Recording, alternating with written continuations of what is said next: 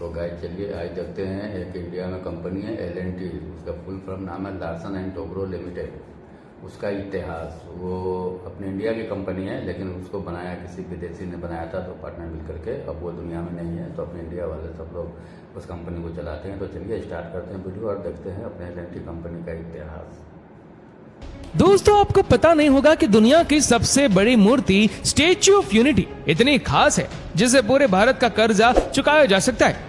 गुजरात के सरदार सरोवर डैम के पास बनी सरदार पटेल की 182 मीटर ऊंची इस स्टैच्यू ऑफ यूनिटी दुनिया की सबसे ऊंची मूर्ति है। और गुजरात के मोटेरा में बना नरेंद्र मोदी स्टेडियम दुनिया का सबसे बड़ा क्रिकेट स्टेडियम, जिसमें 1,32,000 लोग एक साथ बैठकर क्रिकेट का मजा ले सकते हैं। इसी के साथ ही मुंबई, दिल्ली और बेंगलुरु के इंटरनेशनल एयरपोर्ट, सऊदी अरब का रियाद मेट्रो और दिल्ली के लोटस टेम्पल जैसी खूबसूरत इमारत को बनाने वाली कंपनी है L&T, Larsen and turbo limited. ये नाम सुनकर शायद आपको ऐसा लगेगा कि ये कोई विदेशी कंपनी है, लेकिन ऐसा नहीं है। L&T भी टाटा, बिरला और रिलायंस जैसी अपने देश की एक कंपनी है जिसने इंडिया के डेवलपमेंट के लिए काफी काम किया है। वैसे देखा जाए तो कंस्ट्रक्शन का काम L&T का बैकबोन है और उनके डिजाइन्स, आर्किटेक्ट और इंजीनियरिंग का लोहा दुनिया मानती है। लेकिन आज टेक्नोलॉजी, डिफेंस, पावर और फाइनेंस जैसी फील्ड्स में भी L&T काफी तेजी से आगे बढ़ रही है। आप जानकर हैरान हो जाएंगे कि देश का पहला न्यूक्लियर रिएक्टर बनाने की बात हो या फिर nuclear power submarine INS Arihant का निर्माण हो, हमारी सरकार ने L&T पर ही भरोसा जताया है। यहाँ तक कि मंगलयान और चंद्रयान प्रोजेक्ट भी L&T के सपोर्ट के बिना पूरा नहीं हो सकता था। आज के हमारे इस वीडियो में भी हम L&T के ही बिजनेस एम्पायर और सक्सेस जर्नी के बारे में जानने वाले हैं।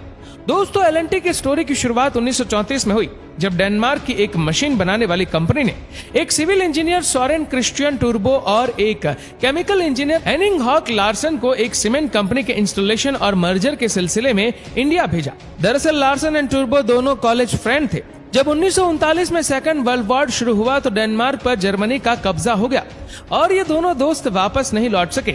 इंडिया में ही रिफ्यूजी की तरह रहने लगे और यहीं रुककर कोई बिजनेस स्टार्ट करने का फैसला किया।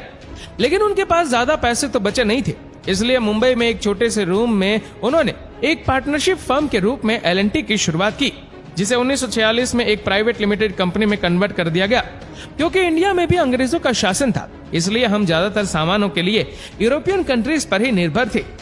लार्सन एंड टूर्बो इंडिया की जरूरतों को अच्छी तरह से समझते थे और बिजनेस कैसे करना है ये भी उनको अच्छी तरह से पता था।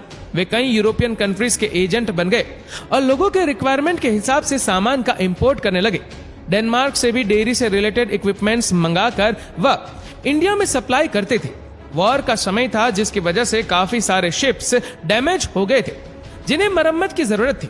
लार्सन एंड टूर्बो को इसमें भी एक मौका दिखा और छोटा सा वर्कशॉप खोलकर शिप रिपेयरिंग का काम भी शुरू कर दिया।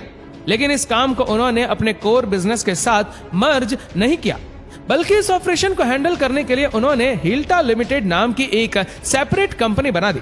माना जाता है कि टाटा ने ही L&T को इंस्टॉलेशन के फील्ड में उतरने का मौका दिया था, जिससे उनकी किस्मत बदल गई। दरअसल टाटा ने किसी जर्मन कंपनी को एक सोडा ऐश यानी कि वॉशिंग सोडा प्लांट लगाने का ऑर्डर दिया था, लेकिन वर्ल्ड वॉर की वजह से जर्मन इंजीनियर्स ने इस प्रोजेक्ट को छोड़ दिया और टाटा ने भी इस काम को L&T को सौंप दिया था। अब L&T के हिसाब से तो ये एक बड़ा काम था और उससे भी बड़ी बात यह थी कि उन्हें टाटा ग्रुप के साथ काम करने का मौका मिल रहा था। उन्होंने इस मौके का पूरा फायदा उठाया और अच्छी क्वालिटी के साथ इस प्रोजेक्ट को समय से पहले ही पूरा करके दे दिया। पूरे देश में L&T की तारीफ होने लगी और उन्हें और भी प्रोजेक्ट मिलने लगे। दोस्तों, L&T ने सिविल कंस्ट्रक्शन को फर्स्ट प्रेफरेंस पर रखा और इंजीनियरिंग कंस्ट्रक्शन एंड कॉन्ट्रैक्ट यानी कि ECC के नाम से एक अलग सब्सिडरी बना दी, जो आज भी L&T की मेन कंस्ट्रक्शन डिवीजन है। और ECC के द्वारा बनाए गए पहले पुल की कहानी बड़ी दिलचस्प और फिल्मी है। दरअसल 1957 में एक अमेरिकन प्रोड्यूसर सैम स्पीगल की एक फिल्म आई थी, the bridge of the river Kwai. असल में उस फिल्म में दिखाए गए लकड़ी के पुल को बनाने का कॉन्ट्रैक्ट ECC को मिला था, जिसे बनाने में लगभग 8 महीने का समय लगा और इस पुल को डायरेक्टर डेविड लीन की टीम द्वारा उड़ाने में सिर्फ 30 सेकंड का समय लगा। शुरुआत में इस पुल को बनाने का बजट 8 लाख रुपए था, लेकिन इस पर 16 लाख रुपए खर्च हो गए और जब सैम स्पीगल ने एक्स्ट्रा लगे पैसे का पेमेंट करने से मना कर दिया, तब सोरेन टूर्बो को समझौते के लिए श्रीलंका जाना पड़ा। लेकिन सैम स्पीगल उन पर भी चिल्लाने लगे और बोले कि एक पैसा एक्स्ट्रा नहीं मिलेगा। तब टूर्बो ने बड़े प्यार से बोला कि तब आप क्लाइमेक्स के लिए पूल को उड़ा भी नहीं पाएंगे, और कोर्ट का स्टे ऑर्डर उन्हें पकड़ा दिया। कुछ दिन तक शूटिंग रुकी रही और अंत में हार मानकर सैम स्पीगल ने पूरा पेमेंट किया। और जानते हैं दोस्तों, इस फिल्म में ऑस्कार अवार्ड जीता और 1957 की हाईएस्ट ग्रोसिंग फिल्म बनी। भारत में कामयाबी को देखकर देश विदेश की बड़ी बड़ी कंपनी L&T के साथ काम करना चाहती थी। आजादी के बाद कंपनी ने अपना एक्सपेंशन करते हुए कोलकाता, चेन्नई और दिल्ली में भी अपना ऑफिस शुरू कर लिया। और 1950 में मुंबई के पवई इलाके में IIT मुंबई की स्थापना के लिए जब सरकार ने जमीन एक्वायर किया तो L&T ने भी आसपास के जंगल की खाली पड़ी 55 एकड़ जमीन को खरीद लिया। चारों तरफ दलदल और कूड़े का अंबार था, लेकिन जब L&T ने उस एरिया को डेवलप करना शुरू किया तो सैकड़ों लोगों को रोजगार मिला और आज पवई की दिशा बिल्कुल बदल चुकी है। 1950 में ही L&T एक पब्लिक कंपनी बन गई और कुछ दिनों बाद मुंबई ऑफिस को बलाड स्टेट के ICI हाउस शिफ्ट कर दिया गया, जिसे बाद में L&T ने ही खरीद कर अपना हेडक्वार्टर L&T हाउस बना दिया। 1965 में लार्सन एंड टूर्बो के डेडिकेशन को देखकर डॉक्टर होमी भाभा ने उनसे न्यूक्लियर रिएक्टर को बनाने में सपोर्ट करने के लिए कहा। हालांकि उस दौर में न्यूक्लियर रिएक्टर बनाना घाटे का सौदा था, लेकिन देश की जरूरत को देखते हुए L&T ने फर्स्ट न्यूक्लियर रिएक्टर का निर्माण किया और 70 के दशक में विक्रम साराभाई ने L&T को इसरो के साथ काम करने का मौका दिया। इस तरह L&T देश की न्यूक्लियर और स्पेस प्रोग्राम के साथ भी जुड़ गई और 1985 आते आते L&T DRDO के साथ डिफेंस इक्विपमेंट के डिजाइन और डेवलपमेंट पर भी काम करने लगी और आज वह देश के लिए कई तरह के defence weapons, missile system, command and control system, engineering systems और सबमरीन का निर्माण करती है। दोस्तों, L&T के बढ़ते कद को देखते हुए देश की सबसे बड़ी बिजनेस फैमिली अंबानी और बिरला ने L&T के हॉस्टाइल टेक ओवर की असफल कोशिश भी की थी।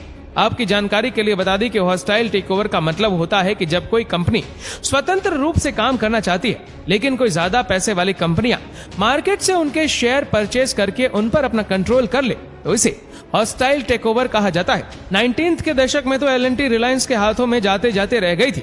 कंपनी के उस दौर के CEO AM नायक की अगर बात माने तो धीरूभाई अंबानी L&T के एक्विजिशन को लेकर काफी सीरियस थे और एक सोचे समझे प्लान के तहत अपने दोनों बेटे मुकेश और अनिल अंबानी को बोर्ड ऑफ डायरेक्टर्स में जगह भी दिला दी थी। हालांकि L&T बोर्ड इस बात को अच्छी तरह समझ रहा था कि अंबानी कंपनी पर पूरा होल्ड चाहते हैं। धीरे धीरे कंपनी में अंबानी की हिस्सेदारी बढ़कर लगभग 19% तक हो गई, लेकिन 1989 में पॉलिटिकल सिनेरियो कुछ इस तरह बदला कि धीरूभाई अंबानी के हाथ से यह मौका निकल गया, क्योंकि उस वक्त L&T की सबसे बड़ी शेयर होल्डर LIC आगे आई और सरकार के इंटरफेयर के बाद अंबानी को L&T से बाहर जाना पड़ा। हालांकि L&T का मुश्किल दौर अभी खत्म नहीं हुआ था। रिलायंस ने जब अपनी हिस्सेदारी कम की तो आदित्य बिरला ग्रुप ने उस हिस्सेदारी को खरीद लिया। ऐसे में AM नायक ने अपने कर्मचारियों को समझाया कि यदि हम सब मिलकर कंपनी का शेयर खरीद ले तो कोई बाहरी कंपनी शेयर खरीदने की कोशिश नहीं करेगा। उनकी इस बात का असर हुआ और L&T एम्प्लॉइज ट्रस्ट ने बिरला की पूरी हिस्सेदारी खरीद ली और एक सेटलमेंट के तहत अपना सीमेंट बिजनेस यानी कि अल्ट्राटेक सीमेंट बिरला को सौंप दिया। और अगर हम L&T की ही बात करें तो 2006 में L&T ने स्पेक्ट्रम इन्फोटेक नाम की एक सॉफ्टवेयर कंपनी को एक्वायर किया था और 2019 में माइंड ट्री नाम की एक बड़ी टेक्नोलॉजी कंपनी का हॉस्टाइल टेकओवर कर अपने में मर्ज कर लिया था। दोस्तों, आज L&T 100 से ज्यादा सब्सिडरीज के साथ दुनिया के 50 देशों में काम कर रही है। L&T आज के दौर में 3500 मैट्रिक टन जितने भारी pressure vessel, turbine, boiler, compressor, दुनिया के सबसे बड़े जनरेटर, इन्वर्टर को खुद मैन्युफैक्चर कर रही है। इतना ही नहीं, commercial plane, missile tank, cement जैसी चीजों को भी मैन्युफैक्चर कर रही है। $20 बिलियन के रेवेन्यू के साथ ही 3 लाख से ज्यादा लोगों को रोजगार देती है। इंडियन गवर्नमेंट $5 ट्रिलियन के GDP का जो टारगेट लेकर काम कर रही है, वह इंफ्रास्ट्रक्चर, इन्वेस्टमेंट और मैन्युफैक्चरिंग के दम पर ही पूरा हो सकता है, जिसका सबसे अच्छा एग्जाम्पल चाइना है, जो पिछले 30 सालों में ही हमसे 5 गुना आगे निकल गया। लेकिन आज दुनिया भर में चीन के खिलाफ बने सेंटिमेंट का फायदा L&T हमें दिला सकती है, क्योंकि दुनिया भर के बड़े बड़े प्रोजेक्ट को सक्सेसफुली कंप्लीट करके उन्होंने अपने आप को साबित किया है। तो दोस्तों, उम्मीद करते हैं कि वीडियो आपको पसंद आई होगी। आपको वीडियो कैसी लगी नीचे कमेंट करके जरूर बताएगा और अगर आपको वीडियो अच्छा लगा हो तो इस वीडियो को लाइक करिएगा, शेयर करिएगा ज्यादा से ज्यादा लोगों तक और ऐसे ही और भी रोचक जानकारियों के लिए सब्सक्राइब करें हमारे यूट्यूब चैनल को और फेसबुक पर फॉलो करें। आता है इंडिया में किसी दूसरी कंपनी का एम्प्लॉय बन करके कुछ मशीन ठीक करने के लिए, और जब वर्ल्ड वार शुरू हो जाता है तो वो दोनों दोस्त यहाँ फंस जाता है, वो कंपनी भी इन दोनों को छोड़ देता है। तो इन दोनों दोस्त ने मिल करके कंपनी का बुनियाद रखा, छोटा छोटा काम करते करते करते करते यहाँ तक पहुँचा जो आप इंडिया की सबसे बड़ी कंपनी में गिनती होता है कंस्ट्रक्शन में, और वर्ल्ड में भी बहुत नाम है L&T का। तो ये इतिहास होता है मेहनत करने वाले स्टाफ का या मालक का। तो आप भी देखिए वीडियो कैसा लगा आपको। अगर अच्छा लगे मेरे चैनल को सब्सक्राइब कर दें, लाइक कर दें। मिलते हैं फिर किसी नेक्स्ट वीडियो में, जब तक के लिए बाय।